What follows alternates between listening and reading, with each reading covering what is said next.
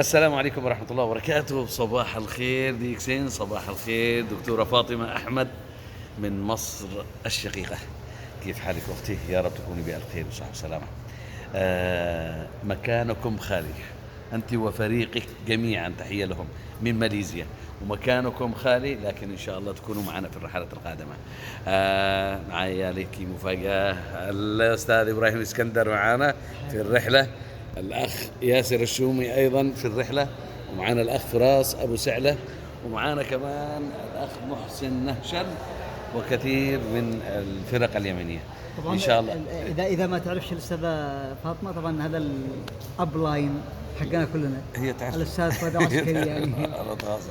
ايوه، فلذلك يعني الكل ينتظر الدكتوره فاطمه ان تكون إن شاء الله رفيقتنا إن شاء الله إن شاء الله. في رحلات على فكرة في غرف فاضية كثير في الفندق، باذن الله، وكمان كراسي فاضية فوق الباصات، 10 باصات ولسه في كراسي فاضية. فمكانكم محجوز أنت وفريقك الرائع إن شاء الله. بإذن الله. شدوا الهمة علشان تكونوا معنا في الرحلة القادمة لحضور الاحتفال، وأسأل الله لكم كل التوفيق إن شاء الله.